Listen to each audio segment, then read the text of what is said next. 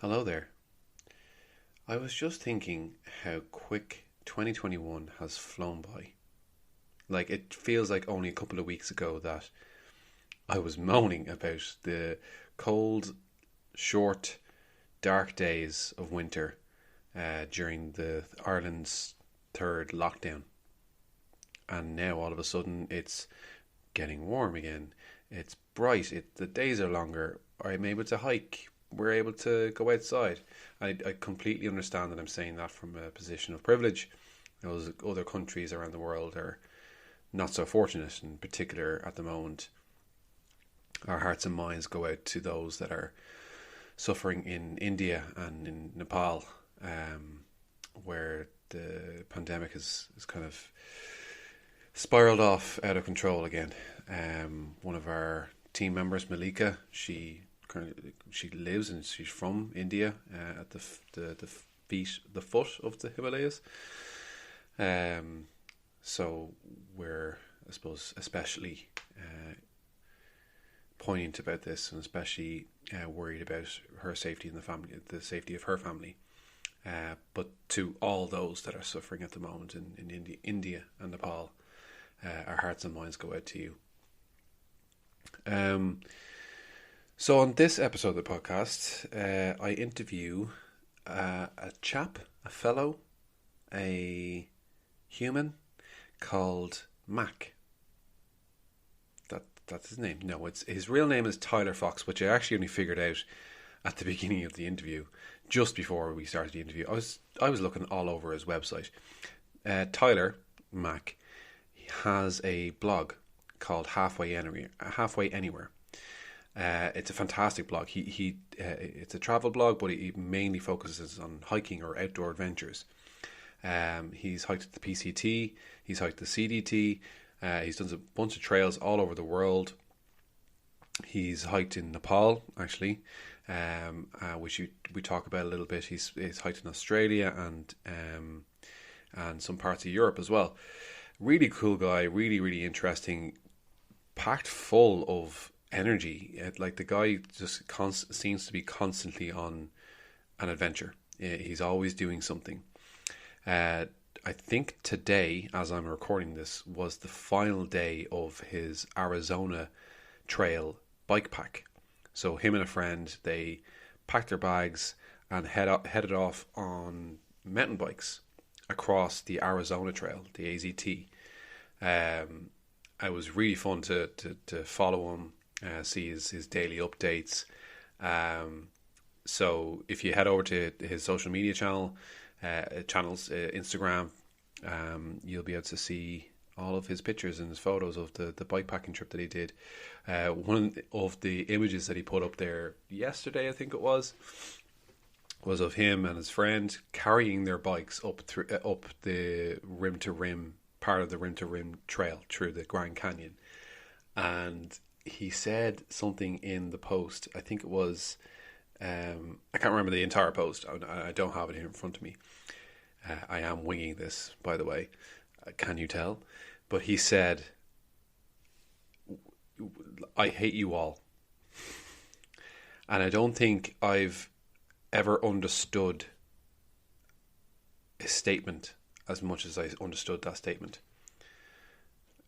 Anyone who's listened to this, who's ever done any kind of long distance trail or hiking or kind of any kind of physical activity that really takes it out of you, and long distance hiking or backpacking or bikepacking in this case can really take it out of you, not just on one day but over the course of several days, and in Tyler's case over 3 weeks. I think it was 24, 25 days, maybe even longer. And at the end of your trail, and like, I think rim to rim trail, if I'm not mistaken, is quite a busy trail. There'll be quite a bit of traffic. So imagine trying to carry your bike on your back with all of your gear on a steep trail with loads of people around. But also mix into that your love of the outdoors, your love of adventure, your love of backpacking, bikepacking, whatever it is. And a statement like "I hate you all" has never embodied love as much as any other statement I've ever heard. In that, I hate you all, I heard, I love you all. I care about every single one of you dearly. But please, get the hell out of my way. Do you not see this bike on my back? I love you, but get the hell out of my way. That's what I read. And I commented that, and I think he agreed. I think he meant that in what he said. But anyway, Tyler's a great guy. We had some technical difficulties. There was Wi-Fi issues left, right, and center. So you might hear drop off. I got a little cheeky snap of him mid-freeze on Zoom, so I'll put that up on social media. Sorry, Mac. It's going to happen. Sorry. Also, a trigger warning around 48 minutes to about 52 minutes.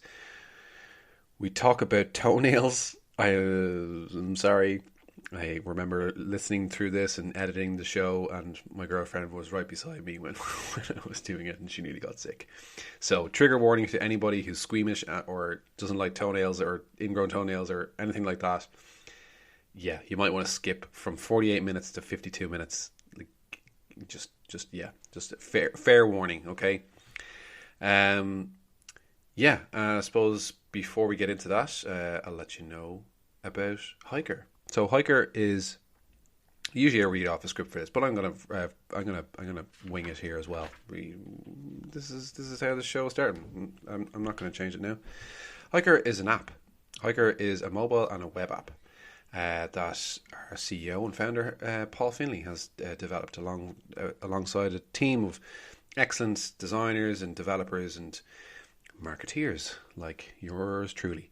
And it helps you to navigate long distance trails from all over the world. At the moment, we have about 1,700 trails, over 1,700 trails mapped all over the world. So that's Europe, North America, South America, Asia, Australia, New Zealand, Africa.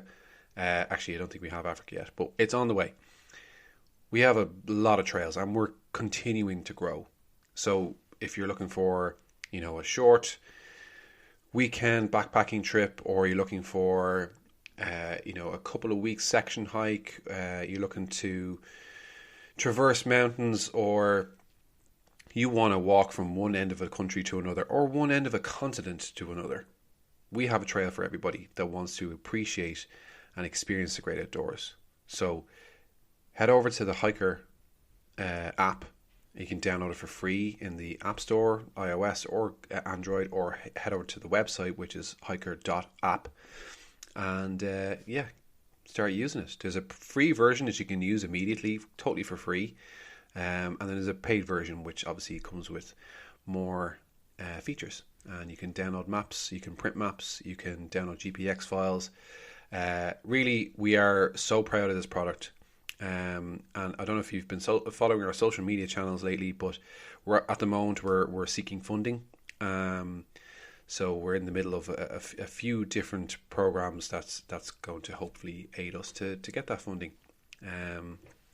So your reviews, downloads, feedback, everything, we appreciate everything that you do for this.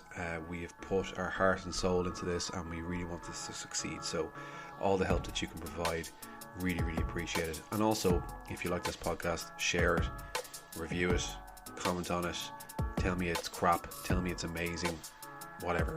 I want to hear from you guys. So without further ado, I will hand over to our interviewer, me, and let's talk to Tyler Fox. This is much better now. Yeah, the quality seems a lot better. Yeah. Just because you're using the app rather than the browser. It's probably because the Wi-Fi is warmed up now. Yeah, we got a bit of steam going on here with the Wi-Fi. Excuse me while I drink my Friday, one beer on a Friday. It's okay. I got my coffee. So sorry, Tyler Fox. Officially, that is my name. Yes.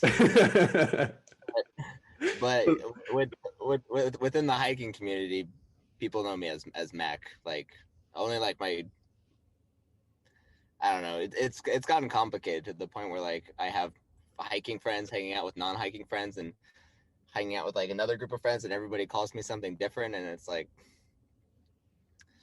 I don't know. I just live with it. Where did Mac come from? It's like I hate the origin story of my name so much. It's like the worst story. Um, it's just because when I hiked the PCT in 2013, like there weren't a lot of people on the PCT. Like there were, but like not compared to now. Hmm. And I started relatively late, so I didn't meet anybody at the beginning of the trail. Like I met like very few people. Like I can like count on my fingers how many people I met through hiking in the desert. Hmm. And so I didn't get a trail name for like the longest time. But everybody kept saying to me like, oh hey dude, you know who you look like? You look like that guy Mac from It's Always Sunny in Philadelphia. I don't know if you know the show. Yeah, and I'm Yeah. looking at Like, you right now. I'm like, oh my god, you do. no, but I don't. I don't know. Honestly, I don't see it at all. Like I'm like There's a I'm resemblance. Like when as soon as you said it, I was like, yeah, I do see it now. so Sorry if like that offends you. no, it doesn't. I just I just don't agree. But it's like sure, whatever. um, but yeah. So it's like everybody just kept telling me that, and then I was like, okay, well, if I get to Kennedy Meadows, which is like the entrance to the Sierra, and I haven't gotten a trail name yet, then I'll just start going by Mac, and then like two or three more people are like, hey, you know who you look like? I'm like, yes, I know, and so then I was like, I guess I'm just gonna go by Mac now because I'm tired of going by my name. Like I need something. So Yeah, and it worked out because now like I don't have like I can go by my trail name and it's not strange. yeah. A lot of people, you can't, so Well, like but I've heard a lot of stories about like origin stories of trail names, and it's usually people don't really like the story of why they called that, but they don't mind the name. They're just like, yeah, well, that's my name. yeah, yeah. No, I mean, honestly, like most, like I don't, nothing comes to mind as like a particularly interesting story of how somebody got their trail name that I personally know. Like it's always just like, oh yeah, like a butterfly landed on me, and so now I'm butterfly. It's like, oh, that's fascinating. But it's it's whatever. It's I don't know. It's cool. Yeah, I'm well, happy with it's it. nice to have a trail name, and like I haven't been dubbed anything yet, and I'm waiting for I'm waiting for a petal to fall on my forehead and to be called Petal. Yeah, but it really does make it easier to remember people's names though. Like Yeah, because it's like, well, you're gonna remember like, oh, have you met Mike? Like, oh, the taller Mike with like the brown hair. No, like he's like a little yeah, shorter, a hyper light pack. Like, oh no, no, this. yeah, yeah, Like, yeah. oh, you know Rooster? Oh, yeah, I know Rooster. Like, okay, cool. So was the Pacific Crest Trail your first through hike? Uh, it was my first through hike and my first overnight backpacking trip and my first. It was a lot of firsts. Like, Whoa, yeah, Jesus, man. arguably like my first like real quote unquote hike. Like, I don't think I had ever. I was in like Boy Scouts when I was like really young and like didn't really like it, and we did like day hikes. I think the Yeah. longest I hiked was 8 miles one day or something. But yeah, PCT was my first big hike. It was a lot of firsts. It was a very, very big learning experience, but it Uh, was great. so talk to me like you went. I don't want to like grill you about your gear or anything like that, but like, did you do much research about it? Did you go with a group of friends and they kind of told you what you needed to do? No, I had like no friends who hiked. Like I had one friend who I thought like, okay, this is my friend. He's been my friend for so long. He's gonna hike the PCT with me. It's gonna be cool. And he's like, no, like I can't do that. I need to like start my life and get a job and like get married. I'm like, oh, dude, like come on, let's do this thing. And so I really just I went it all by myself, and I did all the research I could. I got what I thought was like all of the gear that I needed. Like in retrospect, I did a pretty good job for just like for the information that was available and where I was at. I definitely brought way too much gear, and at the end of the hike, my pack looked a lot differently than it did at the beginning. But It wasn't too bad. Like, but it's crazy though too, because I mean, the app everybody uses on the PCT now, like the Gut Hook app, which I'm sure you're familiar with. Like, I think that was the very first year that they had come out with it. So like, I was carrying paper maps, and like my GPS on my phone like didn't even work. And it's just like, in retrospect, I'm like, I'm like very impressed with myself for having done that, because like I feel like my ignorance like really helped me, because like knowing all I know now, like I'm not sure I would have advised 2013 me to go and do that, but since I knew nothing, I was just like, okay, cool, and it Yeah. worked. Yeah. Well, like I want to throw my safety hat on here. You do have to have a paper map. Like I think it's like 101 hiking. Like you want to have that backup because you never know what's going to happen to your phone. You never know what's going to happen to your Yeah, technology. You got to have yeah, that. Um, yeah, but like, the majority of people these days, and like I know we're a hiking app, we are a hiking company, but we do provide print maps. But um, you'd have to have that. Like you have to have that backup because you never know what's going to happen. And people these days are relying a lot more on technology. So yeah, like having that experience that you had, like your very first time out hiking, your very first time going out and setting up a tent and like getting up the next day and hiking again, like that just blows my mind. But you do that with like the old school way, map and a compass. yeah. I mean, it was like I said, a real learning experience. But I mean, I love maps. Like I always buy maps. I have so many paper maps for everywhere I go. So I mean, I'm definitely pro paper map. But yeah, I mean, I do. I get lazy sometimes. I'm like, oh, like, I'm hiking with my buddy. He's got a phone. I got a battery backup. He's got a battery backup. Like, so that's we're each other's backups. We don't need paper maps, right? That So you did what year was that? 2013, 2014? was 2013. Okay. So what spurred you on to do that? Why did you choose to go and do the PCT? It was it you weren't part of the wild effect. No, the movie actually came out maybe 2014. I know the movie wasn't out when we hiked, but the book was out.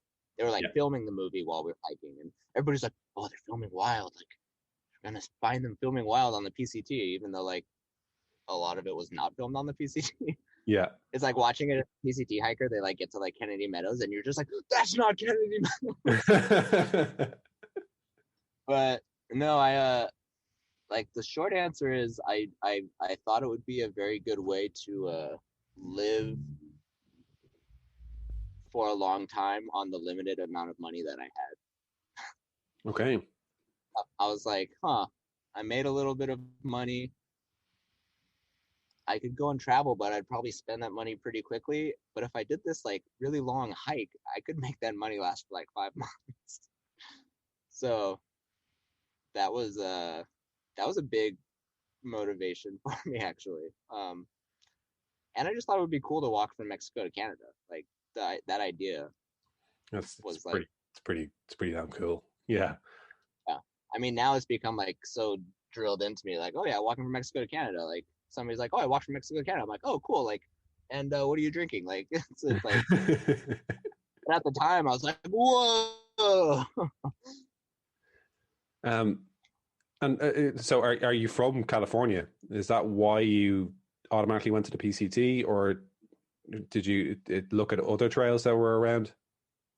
Uh, well, so like, I didn't know about through hiking or long distance hiking or anything, but I met this. I was on the East Coast. I had worked on the East Coast for the summer, and I met this guy who was like retired and like super active and fit, and he was telling me about how he was going to hike the Appalachian Trail, which I had like heard of like vaguely. I was like, oh, okay, like there's mountains called that too, right? Like, and I was just like, he told me about it, and I was like, you're gonna walk from Georgia to Maine, like over 2,000 miles, and that just blew my mind.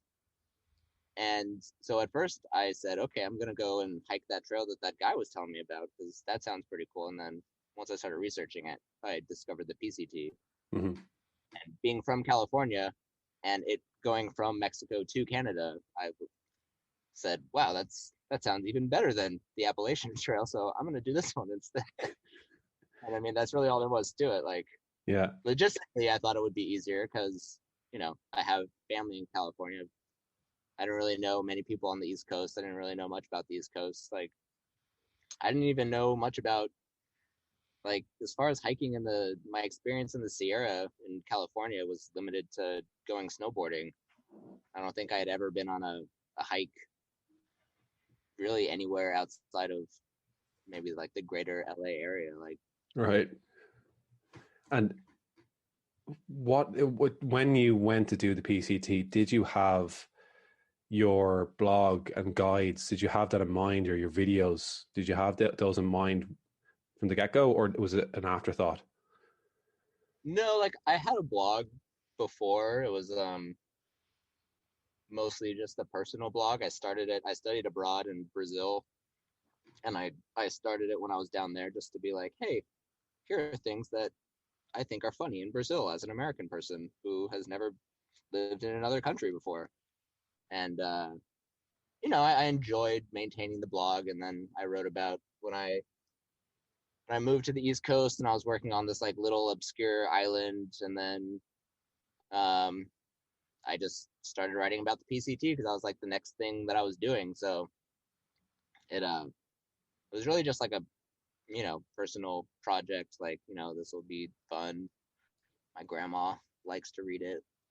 You know, and nothing. It was very little foresight. If you had told me back then that like I would be doing now what I'm doing now, I'd be like that sounds crazy. Yeah. There's no way that that's true. But yeah, I mean, and even like the videos, like my video of the PCT, you know, went viral. It has like almost 6 million views now, and it's like that video that I made. I was just like, oh, it'll be interesting if I just film a little bit every day and then put it all together at the end. And personally, I'm like, oh, if I had known that people were gonna like this video, I would have actually filmed the most interesting thing every day. But it was kind of just like, oh crap, I need to take my camera out and film something because I didn't film today. So like I'm going through the Sierra and there's some days where all it's just like me walking in trees and I'm like, oh man, I could have been filming at the top of a pass or at this lake or so. I have the same video for the Continental Divide Trail, which I actually like thought to myself like, okay, I'm gonna actually film interesting things every day, but it didn't take off the same way the PCT video did. And it makes me sad because I'm like, no, that was the one that I actually like tried on. So Well, if there's a lesson out of this, never try. exactly, yeah. Just stick Set to your a strict expectations schedule. low. Yeah, exactly. I actually really enjoyed. Now I sat down. I'll sit down and watch the other videos as well. But you have the Continental Divide Trail in 4 minutes. It's just the way you've put it all together, the editing of it all, because you're all kind of walking down one track, but every single track is different. You have flowers, and you've got track, you've got forest, you've got mountain passes. It's spectacular. So yeah, I definitely would recommend people going over and check all your videos out. But what was it? Yeah, yeah. What was it that happened in Brazil? So what's the backstory? Where did halfway anywhere come from? The name? Well, no, sorry. You said on your website, in your blog, you mentioned that you made a bit of a life choice. Am I going When I the was in right? Am I going the right? Am I interviewing correct here? I need some more direction. Uh, what happened in Brazil? You mentioned in your blog that you kind of changed your life course in Brazil, or Brazil was a major part of that while you were down there. And since then, you decided to change course from studying law and going into law school. Oh yeah, it was Brazil was maybe like the start of it, like the Okay. seed, like, Um, I don't know. I was kind of all over the place when I was in school. I spent 2 years at one university and then I transferred and I was at another one for 3 semesters and then I did my whole last year abroad in Brazil. So like I was moving all over the place all the time and I don't know. I really loved Brazil. I loved traveling. I met a whole bunch of friends down there. I was just like, wow, like the world is a lot bigger than Southern California and Northern California or whatever. Um, but yeah, it was after Brazil that I went back to California, like, got a quote unquote job. Um, Decided I didn't want to go to law school because I was talking to a bunch of lawyers or, like friends who were lawyers and new lawyers, and they're kind of like, you really shouldn't do that unless you really want to go to law school. And I'm like, I'm just kind of doing it because I don't know what else to do. They're like, that's a terrible reason. Don't don't spend all this money, go to law school. And I was like, okay, I'll take that advice. Yeah. And got a job, hated it, was not being able to save any money, and I was like, I don't think this is how life is supposed to work. Like, I graduated, I got a job, and I'm like only spending money on rent and groceries, and I'm still losing money every month. Like, and that's when one of my friends was like, hey, quit your job, move to the East Coast, come and work at my bar for the summer on like this island. You'll make a bunch more money than you're making now. It'll be lots of fun. And I was just like, all right, cool. That sounds like better than what I'm doing right now. And and I did. I made a bunch of money, had a lot of fun, and I was like, wow, like I just made a bunch of money having a bunch of fun all summer. I guess I don't have to, just go get a regular quote unquote job like I thought I had to do. There's other ways to do this. Yeah. This post university life thing, which is very scary. It's like you graduate and it's just like, okay, you're in the world now. Like, go, like, be free. And you're like, wait, what happened to just like having the routine of like going to class and I can do whatever I want? It's so much fun. And don't forget your hierarchy of needs. Keep that in your back pocket. But yeah, and then so like it was after that summer that I met that guy that I told you about who was hiking the Appalachian Trail, and he kind of was like what started me on the journey to discovering the PCT, and that just it's kind of put me on the path to where I am now. It's been a very I could never have predicted like anything that has led me to where I am right now. It's been unpredictable. I think that's something that everybody can relate to as well. Like, doing things because you think you're supposed to do it. Think that's what the way the life is framed up, and that certainly has happened to me. And even in the last few years, I've realized, well, oh, hang on a second, I've been doing all the things for the wrong reasons, or I've been thinking that I need to get myself into this career path because that's what society tells me that I need to do. And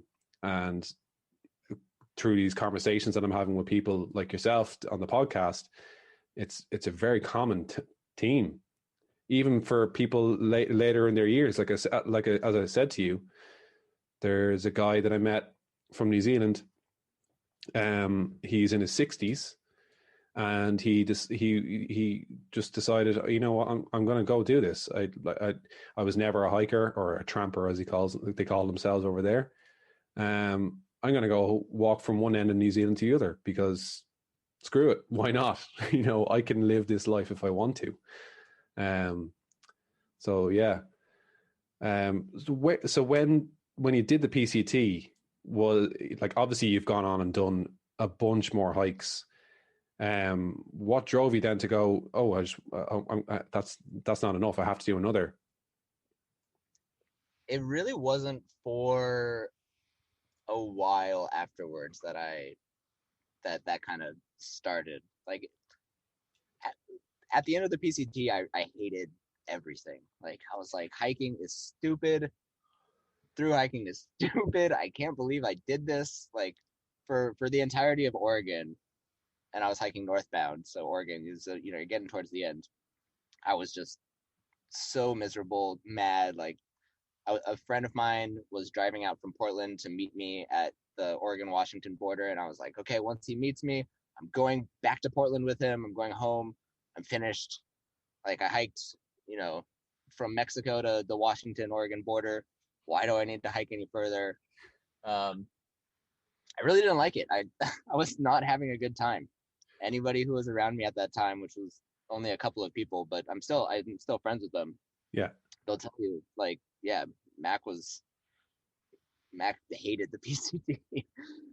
And people told me at the time, they're like, oh, like, I don't know, like you'll through hiking's addicted, like you'll, and I'm just like, you are stupid. Like, no, and it's like, of course, like I'm the asshole. Like I had no idea what I was talking about because obviously look at me now. But um, when I finished the PCT, I had no money again, and so I had to get a job.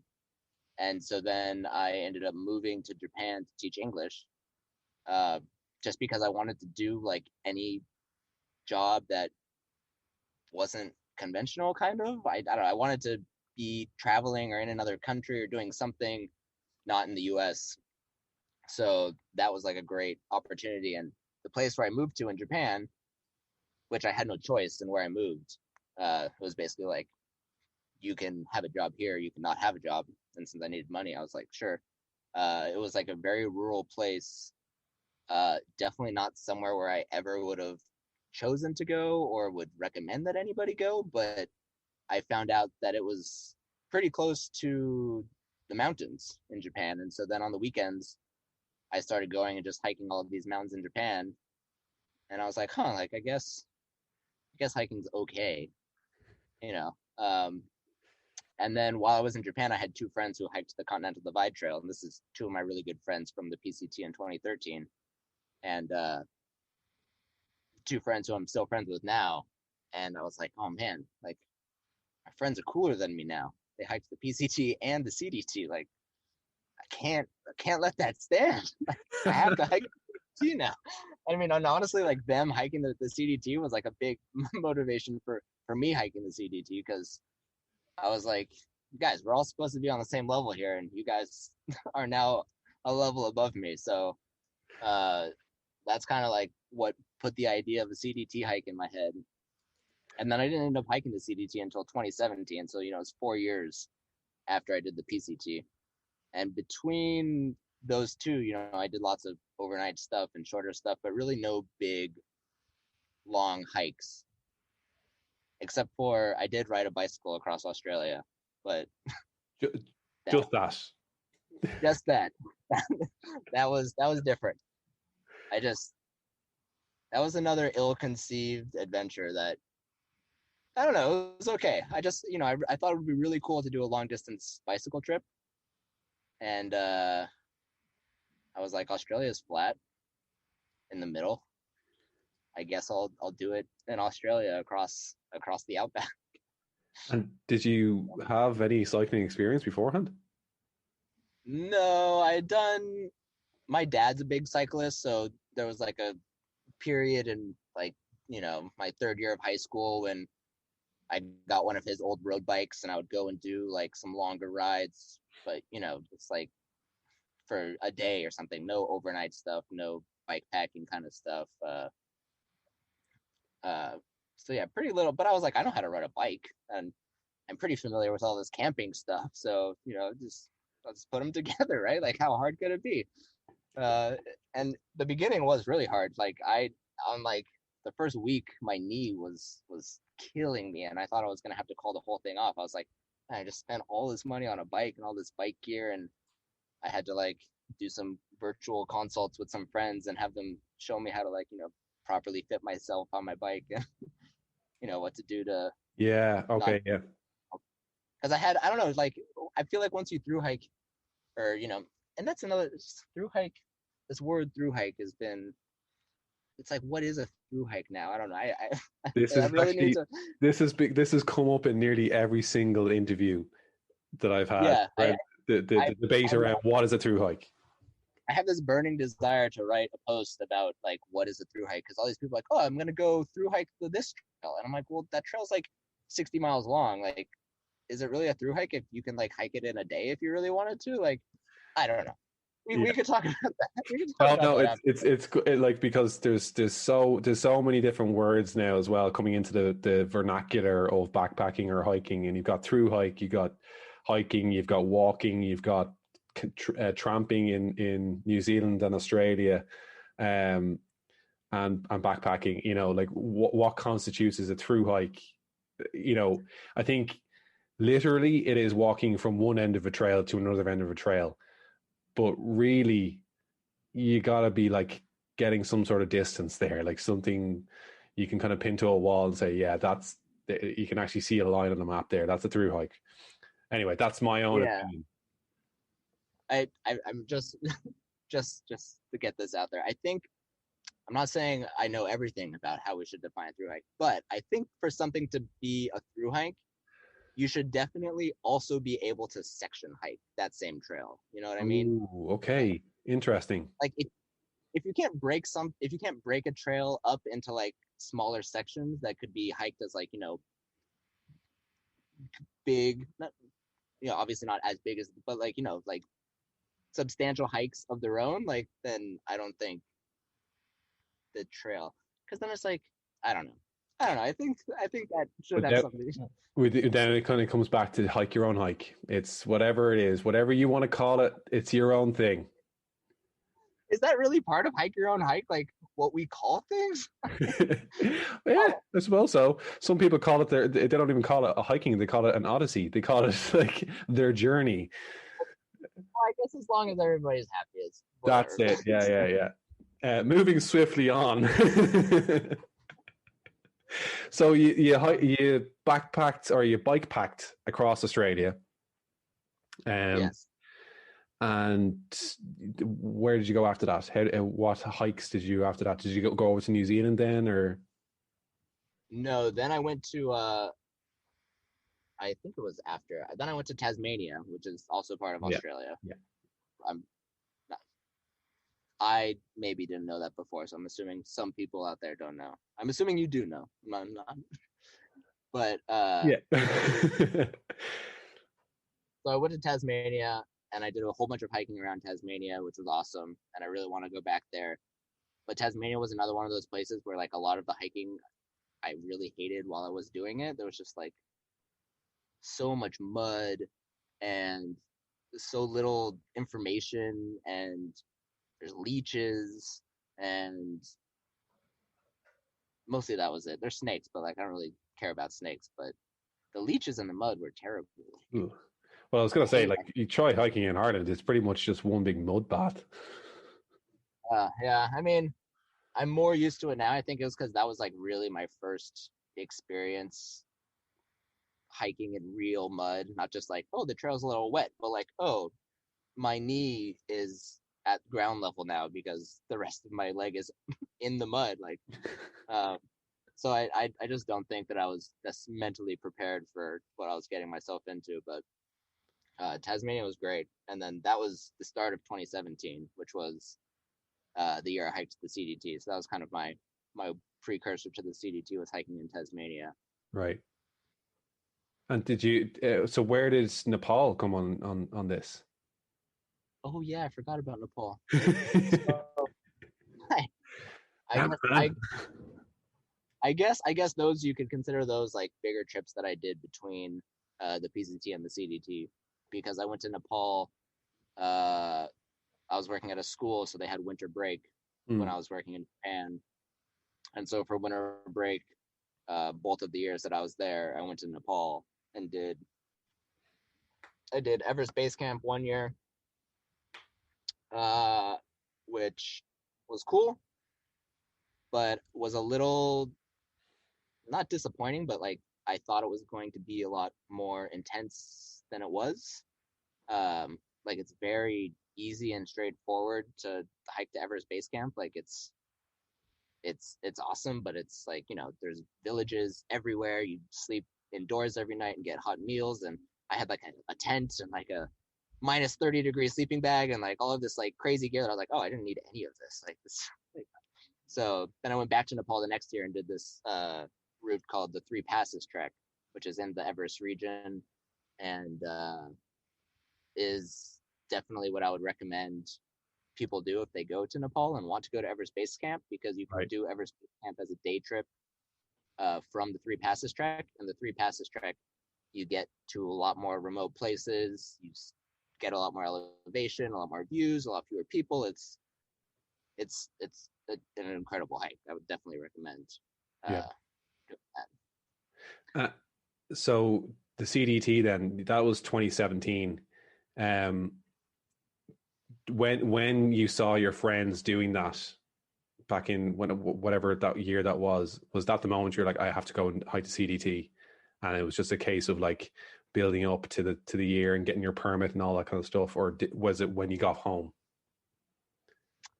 It was kind of there, like my friends would call me from the CDT, and I'd be driving around somewhere in Japan, and they'd be like, "Oh, this and that," and it kind of slowly built up in my head the idea that like I'm gonna have to do this. Like, if they had quit like in the first week or something, I would have been like, "Oh, okay." But you know, as time went on, I kept talking to them. It's you very quickly forget the bad things, and all you remember are like, oh, this was so nice, and oh, look at this picture, and so beautiful. And so, I was talking to them, just remembering all the good things about the PCT, and not necessarily the half the time when I was just hating it. Right. And then so eventually, I was like, I guess I have to hike the CDT.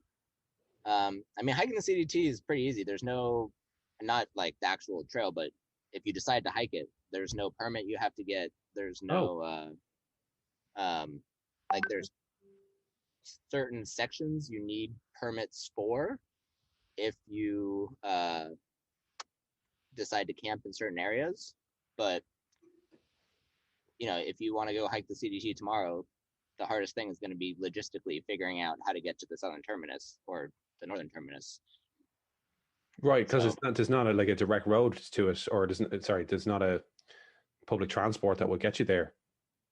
I definitely know you can get to Lordsburg, which is like the first town heading north from the border, but then from there to the southern terminus is just like uh, fairly rough dirt roads.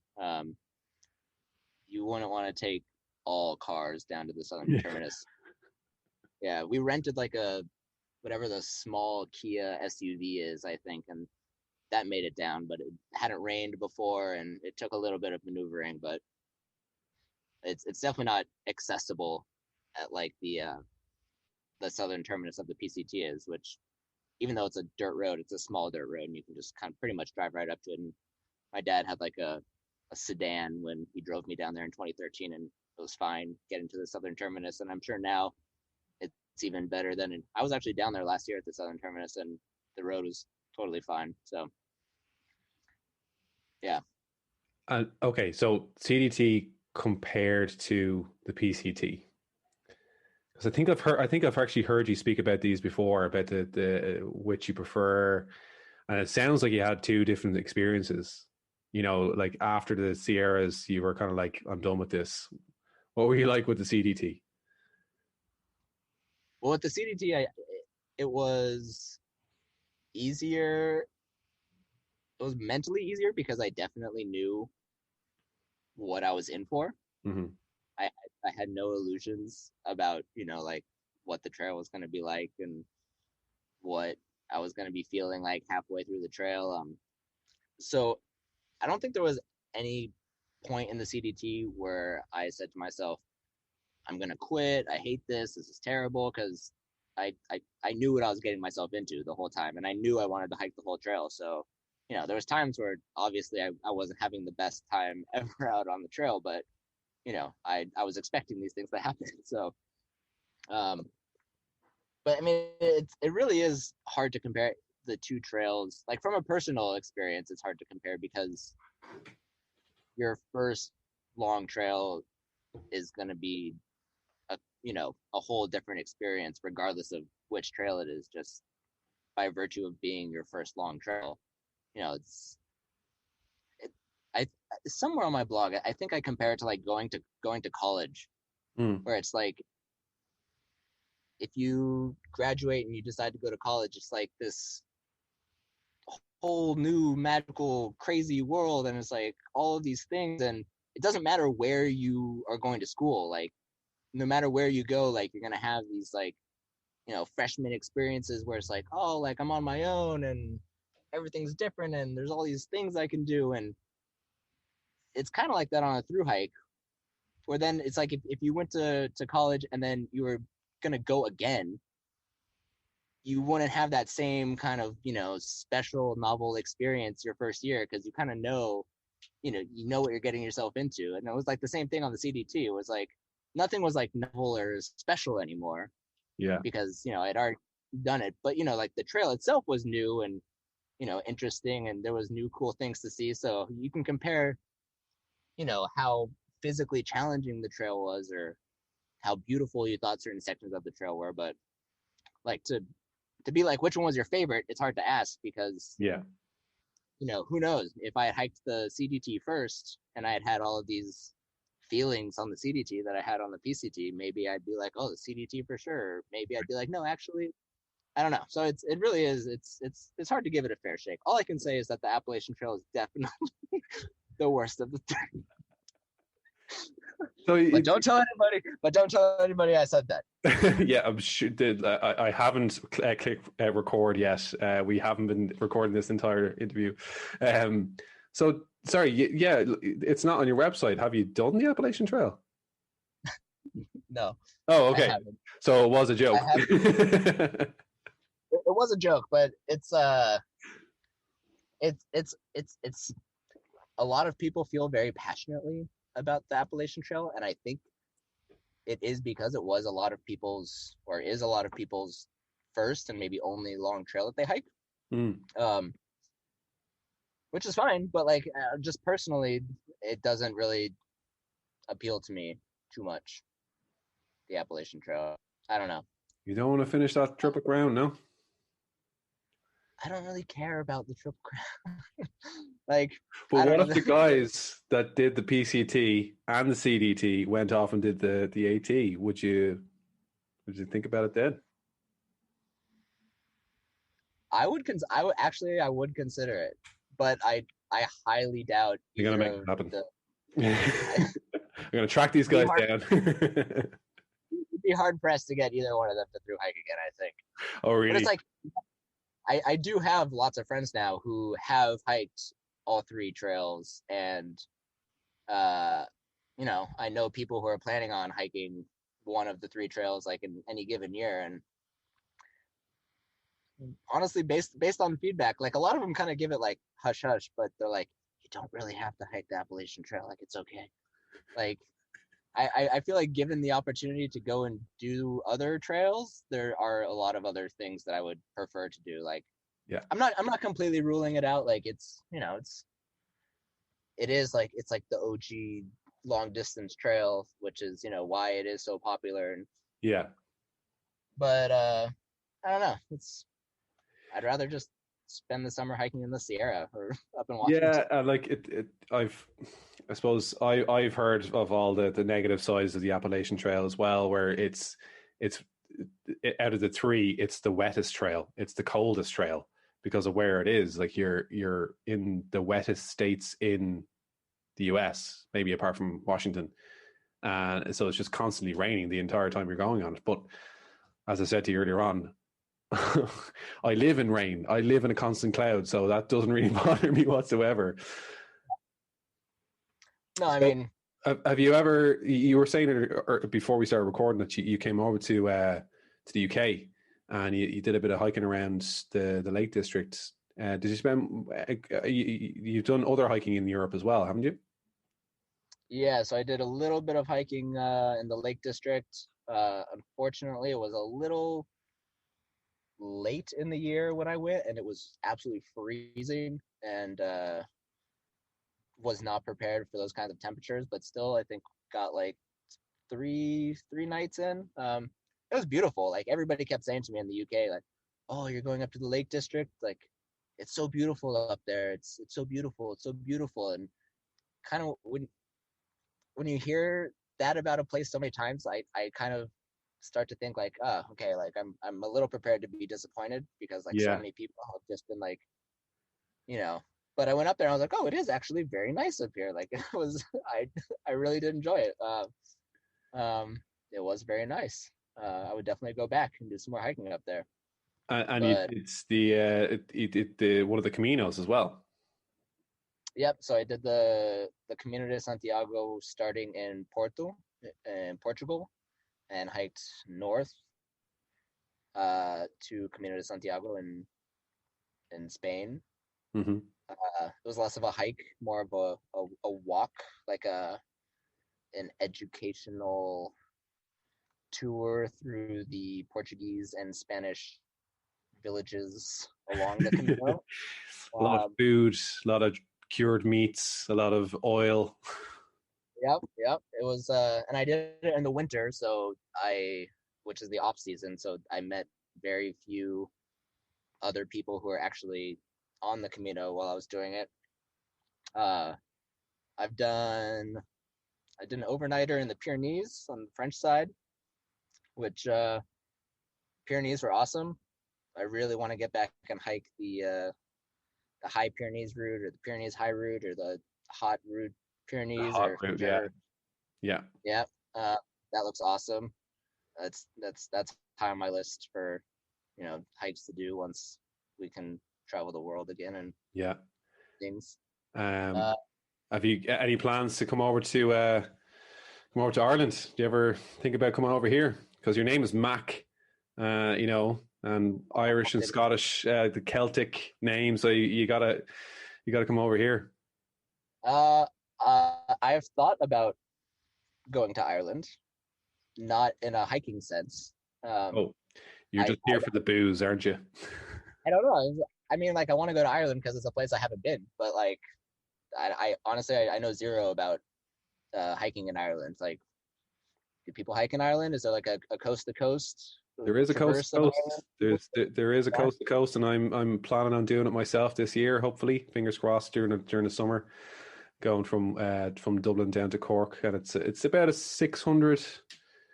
650 kilometers, so whatever that would be, like 400 miles, maybe Yeah, something like just under 400, I think. just under 400 miles, I'd say. Yeah. So it's a good like few weeks or 2 or 3 weeks on a trail, but Okay. it's actually part of a. I don't know if you're familiar with the. This might be creating a bigger list for you, but the European rambling paths, they're like E paths, like E1, E2, E3. Are those like the along the same vein as like the GR paths? Yeah, GR will be GR is French, so that's the Grand Route. So Oh, the GR20, GR5, yeah. So the E paths are like these colossal trails. They're just gigantic. So the one I'm doing is a section of the E8, which goes from the southern west tip. I don't know why I'm pointing on the screen. Like it's over there. It starts in the southwest of Ireland and it comes right up to Dublin, and then you get a ferry over to England, and you continue through England, and then you go over to mainland Europe, and you end up in Istanbul in Turkey. So it's I think it's like 6 or 7 thousand miles. It's huge. cool. Uh, Yeah, no, that's I'll have to add it to my list. yeah. I haven't been to Turkey. Have you? um, so I wanted to ask you some questions about. You've got these bullet points on your website. I just wanted to ask you about them. Um, why are you a decorated, not just a limbo champion, a decorated limbo champion? This is like parts of the website that I wrote at one point and then haven't looked at in so long. I okay. Maybe decorated is the wrong word, but I am I I want am to see a trophies. I want to see medals. Like, yeah, I know. Maybe I need to change it. Maybe now that I'm more public facing, I need more accurate information on my website. But I'm just better at limbo than you would think. I'm better at limbo than I would think. well, I've you're I've in a 4 by 4 inch screen right now, so I actually couldn't tell whether you were good or not at limbo. But I'm I glad. mean I've won many drinks at bars betting people limbo related things. Okay. It's I got a pretty good limbo hustle. And is that like, do you try and incorporate that into your through hiking? Do you chuck a 30 pound bag on your back and try limbo? No, but I should start. I Yeah, mean, I limbo the I'm AT I'm always looking for ways to make hiking more interesting since I'm through very limbo, through hiking. through limboing. It should be a new thing you should do. So what's up with your toenails? Oh, they're gross. I had horribly ingrown toenails like my entire childhood. Um, Preach. and what's that? Oh yeah, yeah. I mean, people don't get it. Like, if you haven't had like bad ingrown toenails before, and it's like just like stubbing it or stepping on it, it's just like the worst pain. And it's so now like the skin around my big toenails is like engorged, and I don't know, my big toenails look weird, and I cut them with like a V in the middle to try to keep them from growing into the nail beds on the sides, and they're just unattractive. I can just And hear my mother saying to me, like, you need to cut your nails this way so they don't grow out that way. I know exactly what you're talking about. I honestly don't know if it even works. I just make sure that I don't cut the edge of my toenails lower than the nail bed, because I know if I do, they'll get right in there. It's like they're just waiting to grow into the skin and cause me horrible pain. And fortunately, I've done a pretty good job managing them. The last time I remember having a really bad ingrown toenail was on the PCT in 2013, and I got a really bad one, and it got infected, and I went to the hospital and had to be prescribed antibiotics. And it was terrible because I had to take them every 6 hours, which meant I had to wake up during the night and take them, since I was generally sleeping more than 6 hours. And the doctor was like, yeah, if this doesn't get better, like, you need to come back, and we need to take your. And I was like, can I still through hike? And he was like, you probably shouldn't hike in classic through hiker fashion. I was like, well, I'm gonna do it anyways. Yeah. You get this like idea in your head when you're through hiking that you're special and that like nothing can interrupt your through hike. And like, the forest is on fire, it doesn't matter. I'm through hiking. Like, I'm going to continue. Like, Actually, this gonna I won't labor on this, but it kind of brings up a point about through hiking last year, and like the there was a global pandemic, and people were like, "Well, I'm gonna keep going because I'm on this special journey." Um, yeah, yeah, I got yeah, like it's a tough subject because you're like, I get it, but also I don't get it. You're like, please just yeah, be cool. like okay, I'm like okay. Some people hiked, whatever. Like, you hiked. What am I gonna do about it? But then it's the people who hiked and then who are just angry at everybody who didn't fully embrace their hikes. It's like, listen, if you hiked, whatever. Like, Yeah. leave it at that. And people are like, no, like, you have to tell all the haters that it was fine to hike. I'm like, no, like, like, uh, can't you be fine meeting in the middle? Like, I'm not gonna tell you're a horrible person for hiking. I'm also not gonna say like you did the right thing. Like, let's leave it Yeah. at that. Like, Yeah. what's done is done. So I don't know. It's it was unprecedented, but uh, Okay. What about dark chocolate? What's going on with dark chocolate? Why don't you like dark chocolate? What did it ever do to you?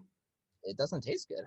It tastes amazing. It's got the benefit of like being less unhealthy and then also being chocolate.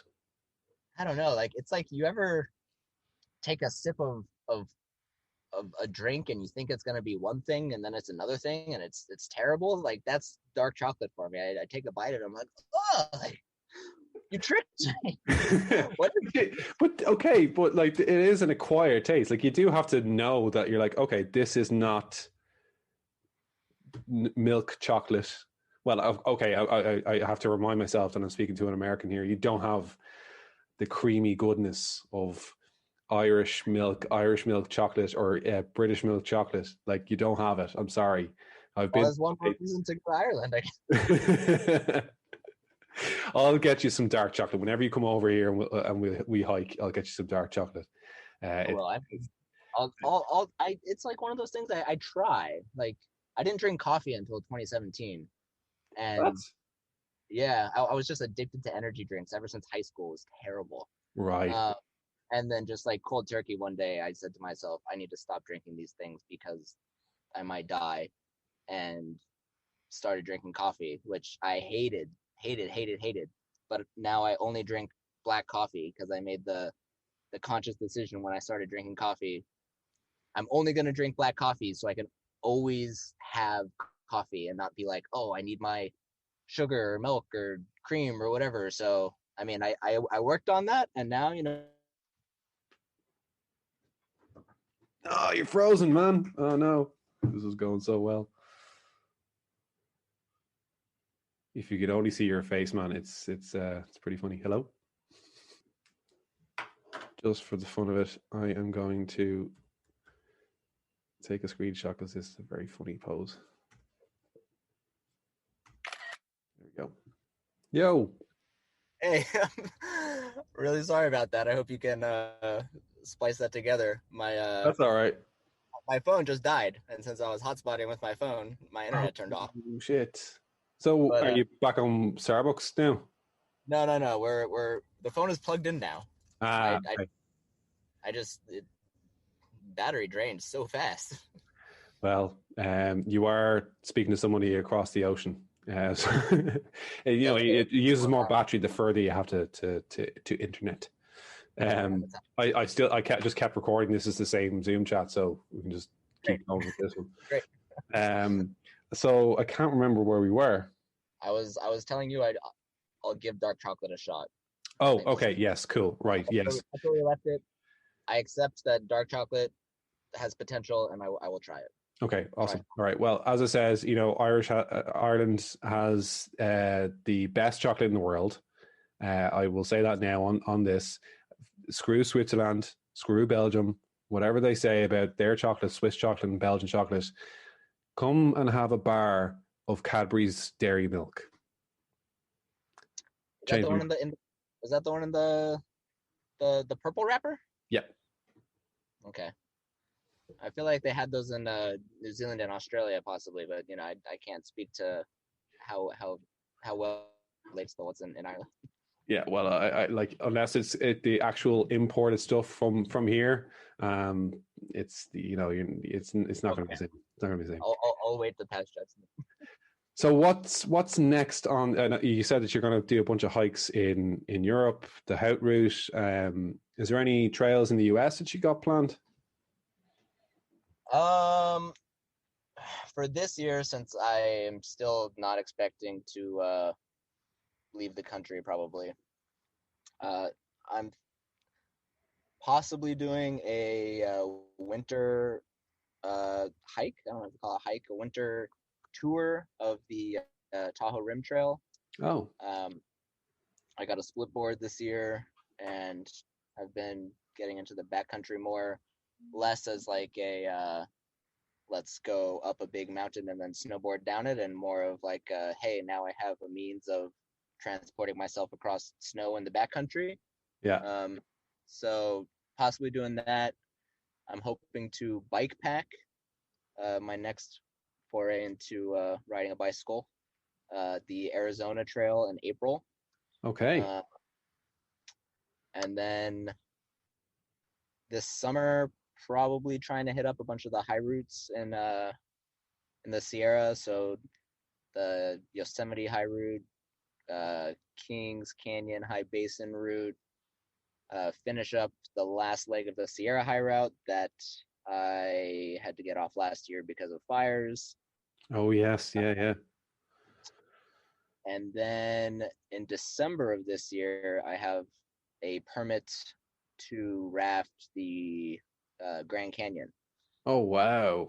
Okay. So I need to find 15 other people who want to do it with me, and I need to figure out what I'm doing on the water. So probably spend some of my summer finding people to hopefully educate me enough to get me up to speed on what I need to do for that trip.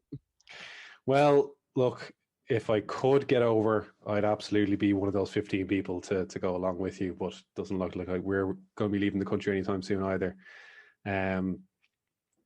That sounds amazing. That's a jam-packed year of adventure right there. I hope so. I mean, we'll see. I'm still like, I don't know. Until things are quote unquote normal again. I'm still just like waiting with everybody else. Like, Yeah. okay, like, I really can't wait to leave the country again. I want to go places again. I miss it. I miss meeting new people, going new places. Like I had big plans for 2020. Like Mm. I March 13th was the day that I was supposed to fly to South America to like start like 3 months of traveling and hiking down there. And March 13th was the day that like the U.S. was kind of, huh, good thing is like a big deal. It's like when the NBA got canceled, it's when like all these things, and then so it's like okay, and obviously it was the right decision to not get on that plane because I probably would have had to just turn around and come back to the U.S. But you know, it's stacking the things that I want to do. I'm running out of time. I'm gonna die soon. Like it's I did not notice soon. that you said it. Yeah, you said it on your blog that you know you could get hit, kicked in the face by a horse or a donkey or something like that. I can't remember what you said, but it was something along those lines. I'm so scared of walking in back of pack animals and horses. Like, am I the only like? Sometimes people have their horses on the trail and they're like side across the trail, and it's like you got to scoot by the back of them. They're like, oh, it's fine, just go around the back. And the whole time, all I can imagine is just the horse getting spooked and kicking the ribs or the face. It's just like I don't know. Do you have the same experience ever? Like, Like, I yeah, just maybe haven't been around horses enough, but we definitely do, and like so this not hiking related, but in Dublin City um we have a lot of like, what do you call them, carriages, horse and carriages that would bring tourists around the city, and it's a nice way to see the city, but there's a lot of them. And anytime I'm crossing the road, I'm terrified that one of them is just going to go and just kick me, as I'm like, because they don't, horses don't see red lights. It's the people that are holding the reins, and they're the ones that are stopping them at a red light.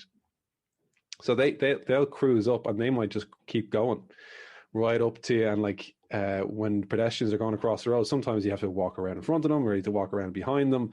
And I'm just terrified every single time that I'm just going to get a boot in the knee or something like that. I'm done. I will never be able to hike again. I feel like maybe this is like the same.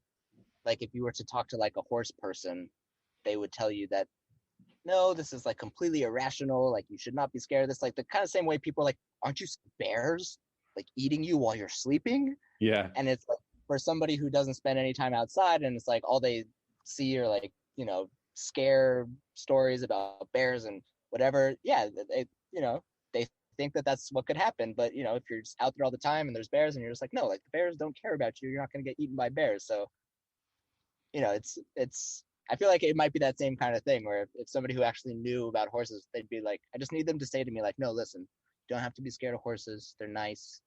Just don't scream around them or make sudden movements, and you'll be fine. I'll be like, okay, cool. I can walk in back of horses now. I know a lot of horse people, but like, even knowing them, they haven't said that to me yet. Maybe one of my friends is listening to this right now. Can you please get in touch and tell me the horses are fine and not going to kick me? Or maybe they will. Maybe they will kick you. Maybe it's a legitimate No, fear. no, no, no, no, no. Mac, Tyler, it's been an absolute pleasure talking to you.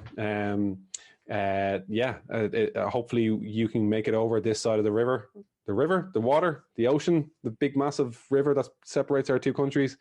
At some point we can go hiking. I'm definitely going to be getting myself over to the States at some point soon again. Maybe we can hang out then. I Um, can't wait. if there's any advice you can give to our listeners, anyone who's thinking about making such a maybe not as much of a leap, but making a leap into the world of adventure, what kind of advice would you give them? Just do it. Whenever like if you can do it now, like do it now. I don't know. I've kind of adopted a philosophy of like do it when you can kind of thing, because like you never know what's going to happen in the future. It's like why I like to it's like try to work out early in the morning, because it's like if I don't, then it's like, oh, all these other things are going to happen. It's just like, oh, whatever. It's like, so do things while you can do them, you know. And worst case scenario, you hate it and you go back to doing what you were doing before, you know. It's like at least you try. Yeah. It's better to do it and then decide you don't like it or something than just always wonder like, oh, you know, people email me sometimes like, oh, I'm gonna hike the PCT in 2027. Like, what advice do you have for me? And I'm like, well, probably don't think about it until 2026. I don't know. Like, Yeah. Yeah. it's Be a little bit more present. yeah, just do what you can when you can, because you never know when you're gonna get kicked by a horse and you're not gonna be able to do things anymore. Yes, or as Shia LaBeouf says, yesterday you said tomorrow. Just do it. Do it. Just do it. Okay, Tyler, I'll leave it there. It was an absolute pleasure talking to you. Thank you so much for your time. And despite all your Wi-Fi issues, I'm glad we managed to get this done. Yeah, look, let's keep in touch. I'll speak to you soon.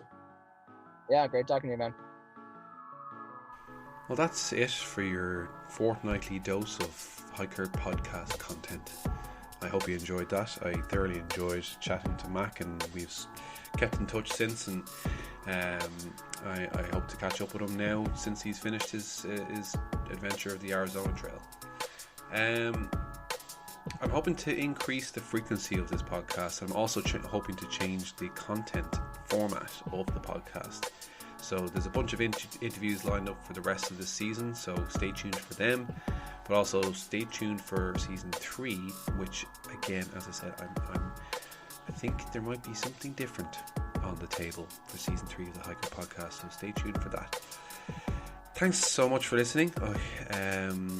I shall chat to you in 2 weeks. Until then, please rate, review, comment, share. Do what you can. Support the podcast, support the app, support the website, support HiiKER, support hiking, and support the outdoors. It's this trickle down effect, and just you help us help you. Okay, as Jerry Maguire says, help us, help me, help you. Help me, please. I haven't hiked in weeks now. I have. Happy trails.